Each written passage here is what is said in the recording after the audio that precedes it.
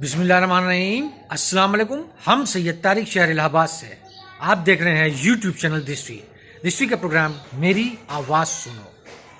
अब 2024 का इलेक्शन नज़दीक आ चुका है। तरह तरह के कलाकारियाँ, तरह तरह की नौटंकियाँ, तरह तरह के हादसे अब होंगे और इन सब हादसों को ऑर्गेनाइज करने वाली जो होंगे वो पॉलिटिकल पार्टीज़ होंगी, चाहे वो बीजेपी हो, चाहे वो कांग्रेस हो, चाहे समाजवादी पार्टी हो, चाहे बहुजन समाज हो, चाहे वो कोई और पॉलिटिकल पार्टी हो। हर आदमी बहती गंगा में हाथ धोएगा। और ये इलेक्शन हिंदुस्तान का जब भी हुआ है तो हिंदू मुसलमान पे ही हुआ है। हर पॉलिटिकल पार्टी ने हिंदू मुसलमान को हमेशा खेला है और उसी के ज़रिए उसी जख्म को कुरेद करके वो हमेशा इलेक्शन जीतते रहे हैं। अभी आपने देखा कि कुछ दिन पहले दो हिंदू बच्चों ने अपना नाम बदल करके मुसलमान नाम रख करके धमकी दिया कि वो राम मंदिर को उड़ा देंगे और यूपी के चीफ मिनिस्टर योगी आदित्यनाथ को उड़ा देंगे और उनको गालियां दी और तमाम बातें कही। ये काम कोई नया नहीं है। जब कांग्रेस पार्टी हुकूमत में थी 85-86 के आसपास से अगर आप अपनी याददाश्त को खंगालें तो आपको मिलेगा जैश ए मोहम्मद और लश्कर तैयबा नाम के दो नाम। कोई भी हादसा हिंदुस्तान में होता था वो जैश ए मोहम्मद क्लेम करता था और लश्कर तैयबा क्लेम करता था।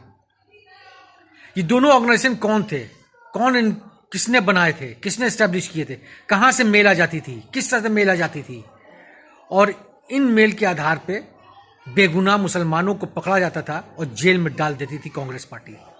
20-20 साल जेल में रहने के बाद वो सब रिहा हो रहे हैं। उनकी जिंदगी बर्बाद कर दी, उनके घरों को तबाह कर दिया गया और वही काम अब दूसरी पॉलिटिकल पार्टीज भी कर रही हैं। जहां जहां वो हुकूमत में है वो ये सब काम कर रहे हैं कि धमकी देगा कौन, सिर्फ मुसलमान देगा, इसलिए मुसलमानों को टारगेट बनाओ। अब लिंचिंग फिर दोबारा शुरू हो गई। लिंचिंग से सनसनीखेज पैदा होगी, पॉलिटिकल माहौल गर्म होगा। मस्जिदों में अजान दे रहे हैं तो उसमें गिरफ्तारी हो रही है, जैसे कि अभी कल की एक न्यूज़ है। अब ये कहां तक सच है इसको भी परखना है। तो कांग्रेस दूसरी पॉलिटिकल पार्टी पे उंगली उठाने से पहले, कीचड़ उछालने से पहले अपने गरिमा में झांक के देखे कि उसने भी यही सब काम किया है। बल्कि हकीकत यह है कि वो इन तमाम कामों की मां है। उसके ही बनाए हुए रास्ते पे सारी पॉलिटिकल पार्टीज चल रही हैं।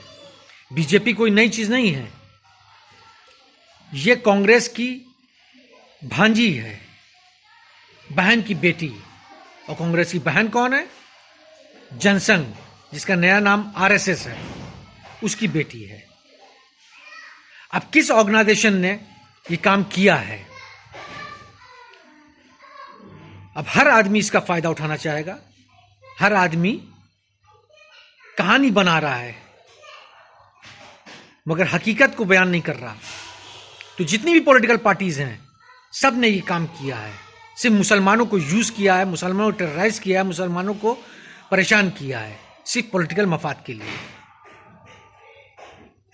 अगर अभी इन दोनों बच्चों ने ये धमकी दी है तो पहले भी सीधा धमकियां आती थी जिसको जैश ए मोहम्मद और लश्कर तैयबा दिया करते थे। और ये दोनों ऑर्गेनाइजेशन कांग्रेस सपोर्टेड थी, कांग्रेस प्रोटेक्टेड थी और कांग्रेस के ही पेपर में थी और उन्हीं के कमांड में थी, उन्हीं के कंट्रोल में थी।